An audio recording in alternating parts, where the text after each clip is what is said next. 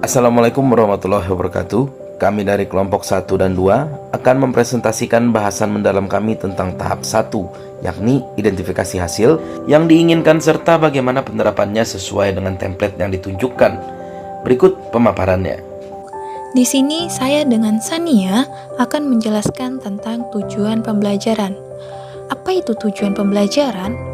Learning objectives terdiri dari dua gabungan kata, yaitu kata learning yang berarti belajar atau pembelajaran dan kata objectives yang berarti tujuan.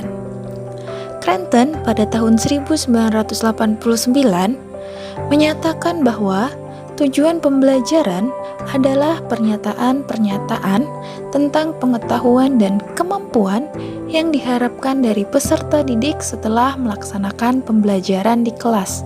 Secara garis besar, tujuan pembelajaran yaitu sebagai berikut. Yang pertama, terjadinya perubahan perilaku individu yang sedang belajar dari semua tingkatan, yaitu mulai dari pendidikan usia dini hingga perguruan tinggi. Yang kedua, perubahan perilaku tersebut harus sesuai dengan capaian pembelajaran. Yang ketiga, memiliki peranan penting dalam proses pembelajaran, yaitu sebagai indikator keberhasilan proses pembelajaran yang akan dilaksanakan. Yang keempat, tujuan pembelajaran harus sesuai dengan alokasi waktu, sarana dan prasarana yang tersedia, dan karakteristik peserta didik. Yang kelima, tujuan pembelajaran disusun secara pribadi oleh guru dan berpedoman pada materi pembelajaran. Sebagai contoh, tujuan pembelajaran dalam materi teks biografi berdasarkan kompetensi dasar yaitu peserta didik diharapkan mampu menjelaskan pengertian teks biografi, mengidentifikasi struktur teks biografi, dan kaidah kebahasaannya.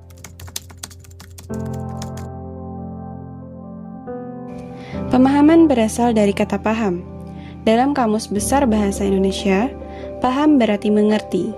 Sudaryono mengatakan, pemahaman adalah kemampuan seseorang untuk menangkap makna dan arti dari bahan yang dipelajari, yang dinyatakan dengan menguraikan isi pokok dari suatu bacaan atau mengubah data yang disajikan dalam bentuk tertentu ke bentuk yang lain.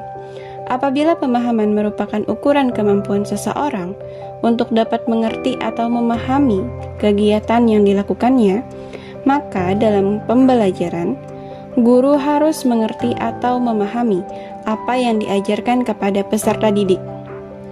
Daryanto menyatakan bahwa pemahaman adalah suatu kemampuan yang pada umumnya mendapat penekanan dalam proses belajar mengajar. Siswa dituntut untuk memahami dan mengerti apa yang diajarkan, mengetahui apa yang sedang dikomunikasikan, dan dapat memanfaatkan isi tanpa harus menghubungkannya dengan hal-hal yang lain. Pemahaman yang ingin kami harapkan terhadap peserta didik adalah biografi.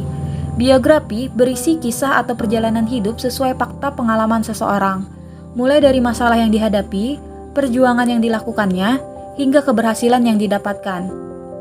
Selanjutnya, karakteristik teks biografi, yakni narasi berdasarkan fakta dari tokoh tersebut. Kisah yang ditulis bersifat inspiratif untuk mempengaruhi pembaca, dan pola pengembangan teks biografi bersifat kronologis. Namun, selama pemberian pemahaman terdapat hambatan. Hambatan yang bisa terjadi saat proses pembelajaran berlangsung adalah terkecohnya peserta didik dengan istilah cerita, sehingga hendaknya disampaikan bahwa cerita adalah teks yang fiksi atau tidak sesuai dengan kenyataan, sedangkan biografi adalah teks yang ditulis sesuai fakta tokoh tersebut.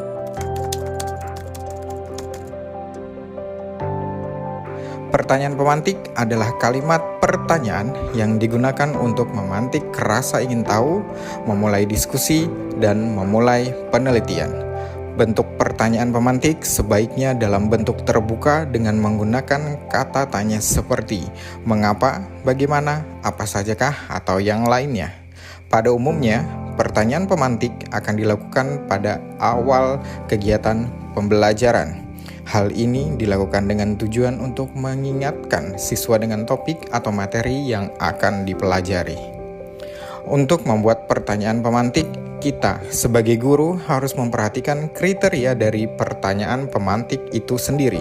Kriteria tersebut adalah yang pertama, merupakan pertanyaan terbuka, yang kedua, inti dari topik pembelajaran, yang ketiga, menimbulkan pertanyaan baru pada peserta didik, yang keempat adalah membahas hal yang konseptual.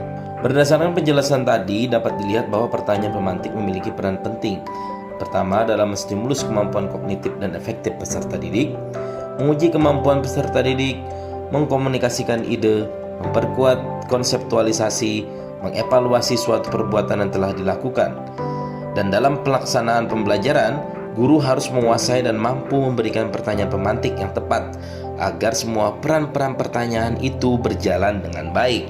Pertanyaan pemantik yang sudah kami kaitkan dengan tema adalah, siapakah dia? Apa yang kalian ketahui tentang B.J. Habibie? Apa yang teman kalian lakukan jika cerita tadi disampaikan melalui tulisan? Jika cerita yang disampaikan adalah sebuah fakta, disebut apakah itu?